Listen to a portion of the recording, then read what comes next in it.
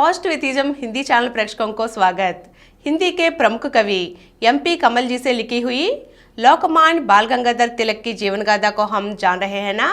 आज के अंक में समाज सुधार के लिए तिलक ने क्या क्या व्यावहारिक कार्यक्रम शुरू किया, आज हम जानेंगे। समाज सुधार के लिए अंग्रेजी शैली के समर्थकों तथा यथास्थितिवादों दोनों को तिलक ने आड़े हाथों लिया। वे इस बात के कट्टर विरोधी थे कि सुधार के नाम पर भारतीय समाज पर विदेशी संस्कृति लाद दी जाए और भारतीय संस्कृति को दफना दिया जाए। वेद, पुराण तथा अन्य प्राचीन साहित्य को आधार मानकर चलने वालों को वे तनिक भी पसंद नहीं करते थे। अपनी समकालीन परिस्थितियों के अनुरूप समाधान ढूंढने में उनका दृढ़ विश्वास था। समाज में राजनीतिक चेतना लाने और देश को पुनरुत्थान के प्रश्न पर उलझने से बचाने के लिए तिलक ने पत्रकारिता को हथियार बनाया। उन्होंने समाचार पत्रों में ऐसे लेख लिखे जिन्हें पढ़कर जन समुदाय में देश को ब्रिटिश शासन के चुंगल से छुड़ाने की भावना फिर से बलवती होने लगी। उन दिनों अंग्रेज इस बात पर कड़ी नजर रखते थे कि भारतीय युवा पीढ़ी ब्रिटिश शासन विरोधी ना बन जाए, अतः वे राजनीतिक चेतना जगाने के हर प्रयास को विफल करने की साजिश रचते रहते थे।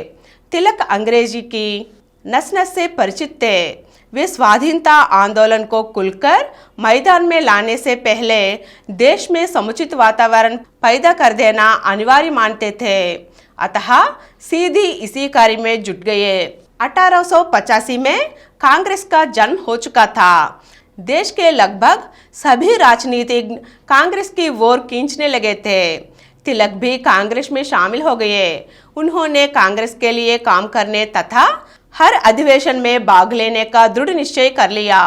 कांग्रेस के संस्थापक एवो ह्यूम भारत में एक ऐसे राजनीतिक संगठन की तलाश में थे जो भारतीय समाज को अपनी आवाज उठाने के लिए राष्ट्रव्यापी मंच का काम करे और देश में फैल रहे ब्रिटिश सरकार विरोधी तेवरों को उग्र होने से रोके।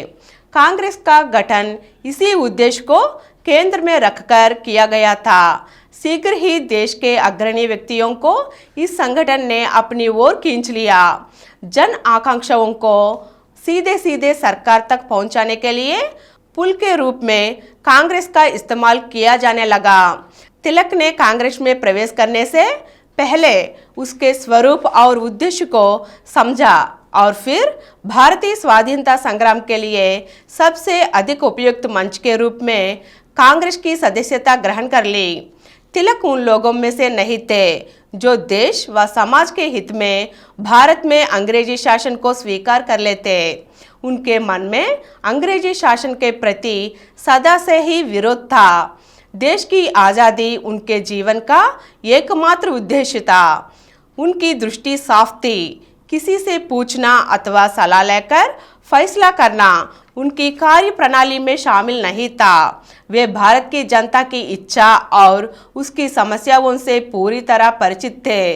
भारतीय जनता के सच्चे प्रतिनिधि के सारे लक्षण तिलक में विद्यमान थे। इस तरह तिलक अपनी व्यावहारिक शैली से कांग्रेस में एक उच्च स्थान पाकर अनेक कार्यक्रमों को रचने लगे। अगले अंक में तिलक जन आक्रोश के प्रतिनिधि कैसे बने, हम जानेंगे। धन्यवाद।